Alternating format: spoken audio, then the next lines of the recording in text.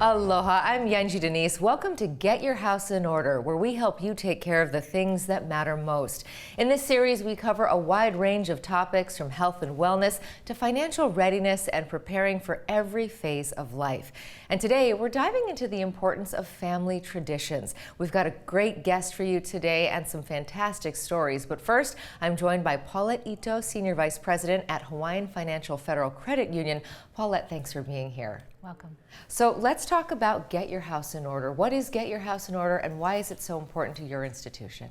Well, at Hawaiian Financial Federal Credit Union, we found that this last 2.5 years with the pandemic, people have changed the way they were doing things. There was a lot more emphasis on self and family. A lot of them came in to look at their beneficiaries. Unfortunately, some of them had, debts in their family and they had to take care of family activities. So we found that people are focusing more on traditions, bringing new pets. They talk about COVID pets, bringing new pets to the family, doing different things together. People had work from home, so they could do more things with their family. They could go out and start. I heard about Frisbee golf. I don't know if you ever heard of Frisbee golf, but that was something our friends took up this pandemic quarantine. So it's getting people together, and we know that starting traditions is very important to families now. Yeah, and we think of Get Your House in Order as more get your financial house in order. So how does Get Your House in Order and traditions come together? Well, when you talk about a person, you're not only talking about their finances, you're looking at the whole person. And even at our credit union, we don't only look at their money coming in and money going out. You're looking at their whole person, their jobs, their family, how everything is incorporated with one another. So with traditions and what we've come up with, Get Your House in Order, we want to take a look at the whole person and look at documenting things that are important to them, and traditions and culture is one of them. Okay, and how do we get started for Get Your House in Order? Well, first, the credit union created a guidebook called the Ho'okele, and we asked that everyone come to our website at hificu.com and download the guidebook. In the guidebook, we'll walk you through how to fill out the guidebook, but there's also a section on traditions, building your legacy. And culture and legacy is not only for today, but it's for tomorrow, and it's also remembering the past. It's remembering things that you've done with your parents or done with your aunties. It's who you are, and it's also sharing that with people in the future. Yeah, we've got a great guest who's going to be talking about just that. Our focus today is on traditions. We've invited Makani Tabura, the host of Culturized, to join us. That's coming up after the break. But first, Paulette, today you are sharing your story. Yes, I am. I grew up on the Big Island, and my family came from Honolulu, a small little town on the Big Island. And we had wonderful traditions that we started, and I think everyone should hear this story. Okay, I can't wait to hear it. Let's take a look.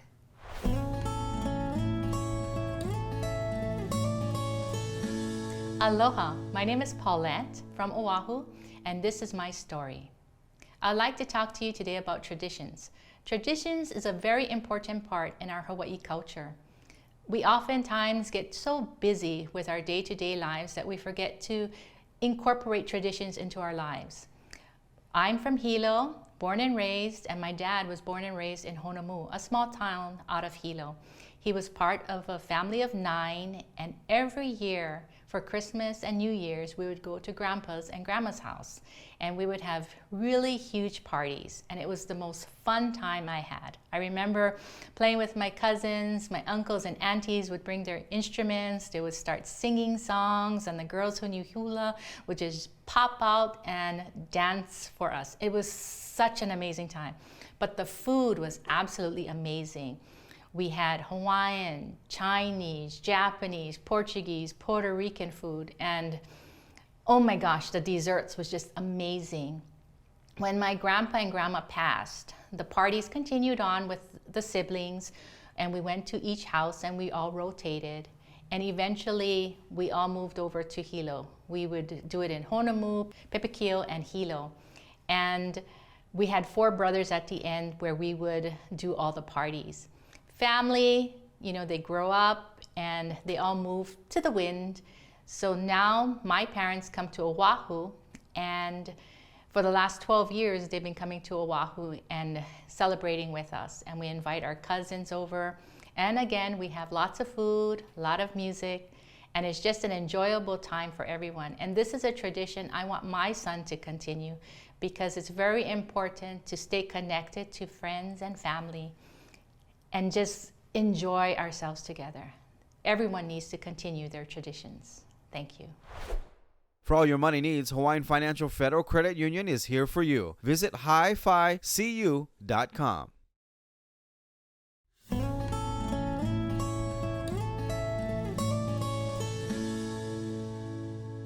Welcome back. We are joined now by Makani Tabura, the host of Culturized, to talk about the importance of traditions. Now, this can take many forms within different families. Makani, first of all, thank you so much for my lei. Oh, for sure. And thank you for being here. We can't do a topic of tradition and be like, oh, what the heck just happened? We are in Hawaii, so. That is right. Well, let's talk about the basics. What is a tradition? You know, in simplest form, tradition is basically a transfer or transmission of knowledge to generations to generations. Whether if you physically taught it, whether you have them observe it or just share it. So it's just a transfer of knowledge from generation to generation. And why is that so important? Tradition, it's like genealogy, right? It's genealogy physically. You get your hair color, your eye color, your skin color, all these physical traits from genealogy, right? Tradition, you get your talent, your mana, the way you treat people, the way you see the world, your beliefs, and all these different things. I think that's tradition. So the non-biological things are tradition, right? So that's what I believe it to be. And who needs to practice traditions? Oh man, and anybody. I always say this, I always say forward thinkers. But then I think about it because if we're in survival mode, you don't think forward. But you have to, there's this Hawaiian saying, kawama mua, kawama hope. In order to know where you're going, you have to know where you've come from, right? So anybody that wants to know where they're going, even if it's just stepping forward, because you have to know how to step forward. How did my parents do it? How did my grandparents do it? What are the traditions of my family and how I stepped forward? So if you want to move forward, if you're a forward thinker or a physically forward mover, tradition is important. Yeah, and it makes you who you are.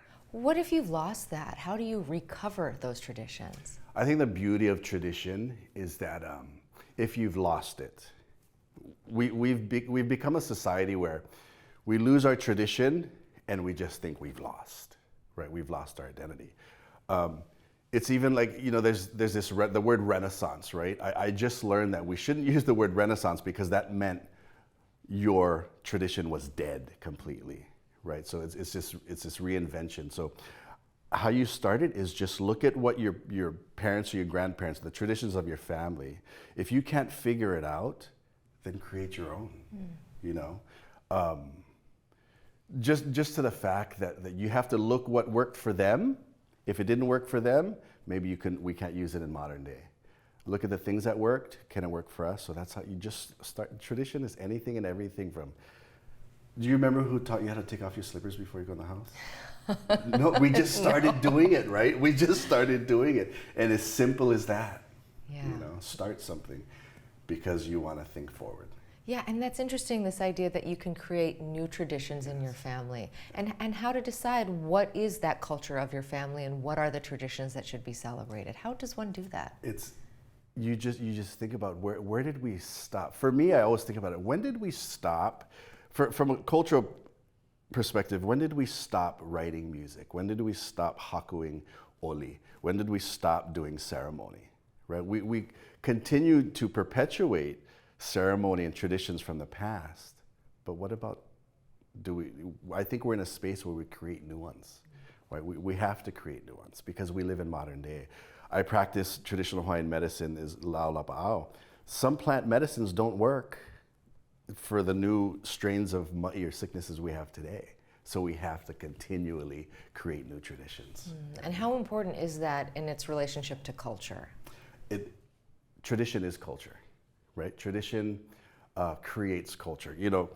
Culture is 10 or more people doing and believing in the same thing. So if we go back to the original question was, traditions are the things you believe, the way you act, the way you treat people, all the non-biological things that you get from genealogy, that creates culture, right? If you got 10 people in your family and you believe the same thing and you do the same thing, you created a family culture, right?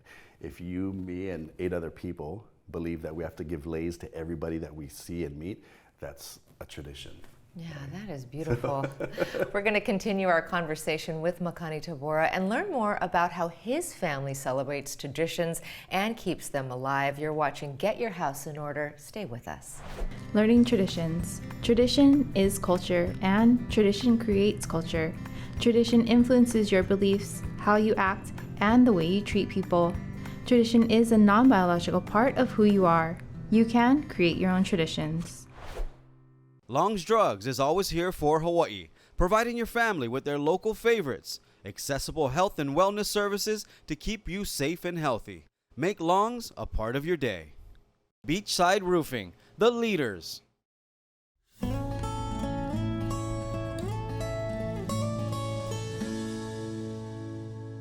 Welcome back to Get Your House in Order. We are speaking today with Makani Tabura, the host of Culturized, talking about traditions.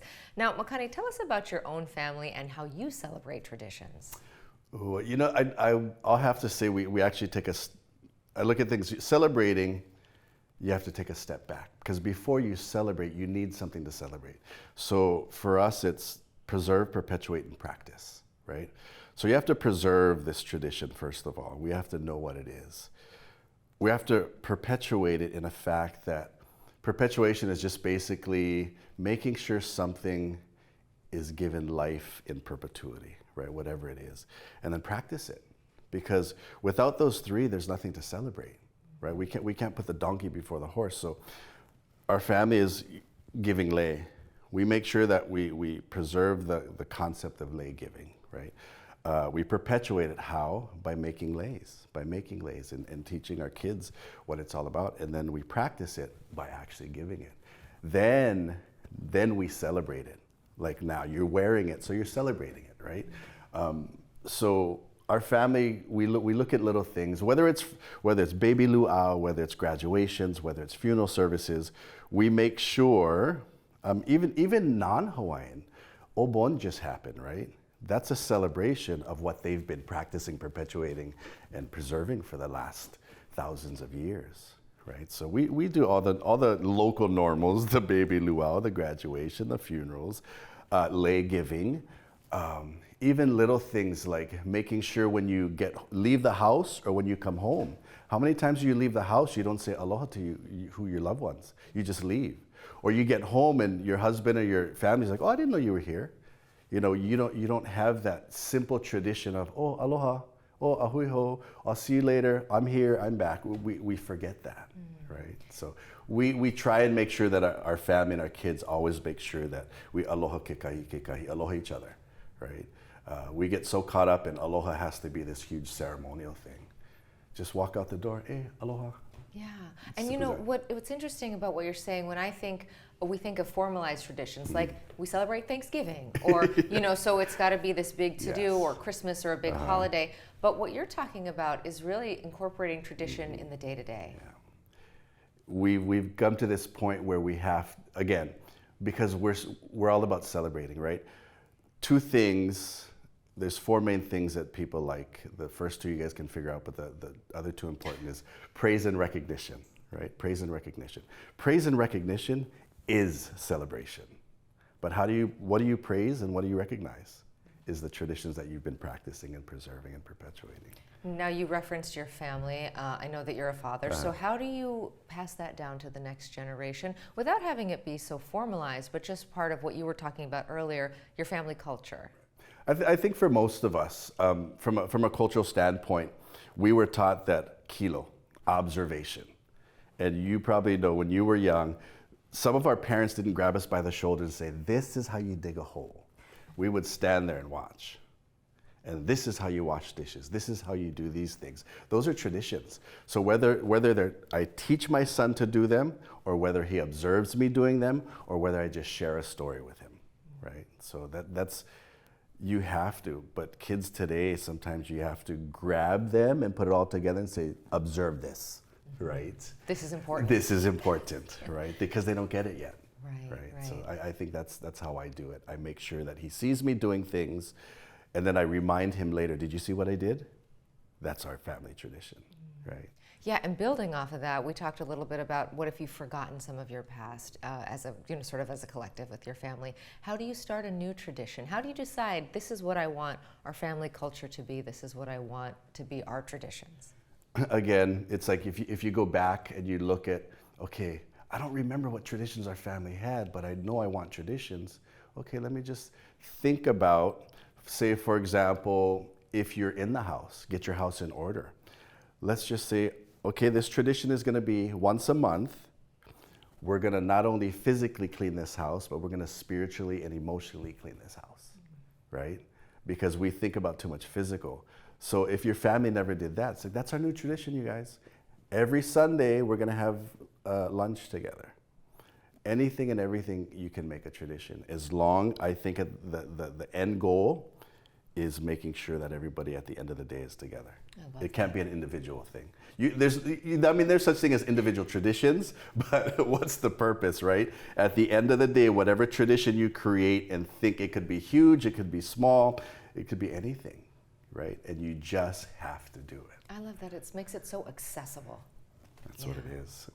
We're going to take a quick break right now. When we come back, we're going to talk about how to keep those traditions alive for the next generation. Stay with us.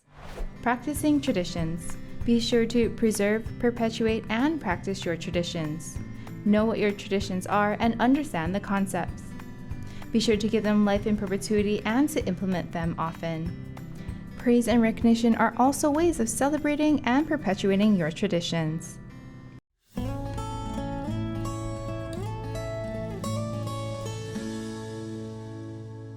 Welcome back. We are speaking today with Makani Tabura, the host of Culturized, about the importance of preserving traditions. Now, we spoke about your family. Tell us about some other traditions that you've heard about that you find particularly interesting. Oh, let's see.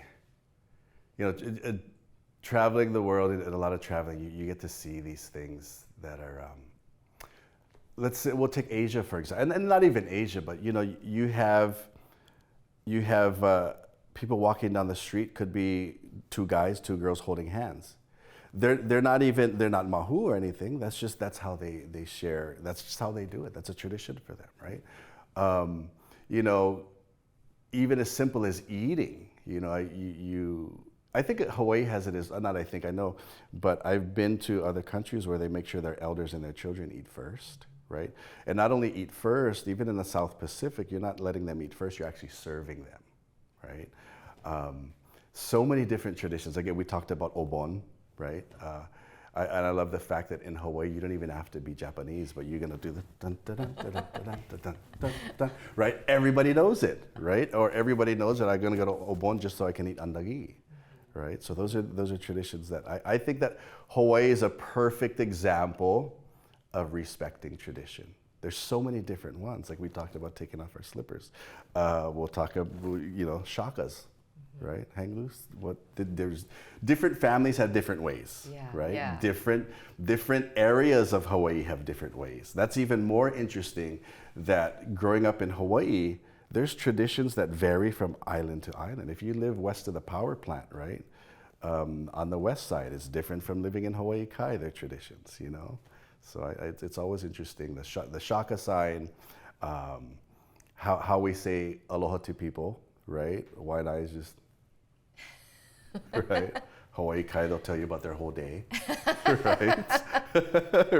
And it sounds stereotypical, but it's also tradition because that's what we grew up learning. In some Hawaiian culture, in some places in Hawaiian culture, when you ask somebody, what is wrong with you? That's bad because you're assuming something's wrong with them, right? So that's why we were taught traditionally to be like, oh, how are you? I'm good. That's it, right? Mm-hmm. So, well, let's talk about how we record and preserve tradition. How do we make sure that we do perpetuate this for the next generation so that they have an anchor, if you will? I am a huge proponent of using modern day technology, pencil and paper. think about it, from a cultural standpoint, prior to the 1800s, we didn't have a written language in Hawaii. Everything was oral. We're such an oral society and oral culture. But today, we get to write things down. We get to record it. We get to preserve it that way. So I always tell people, write. Journal, write it down, do everything you can. That's the preservation part, right? The perpetuating part, like I said, how do you keep it together?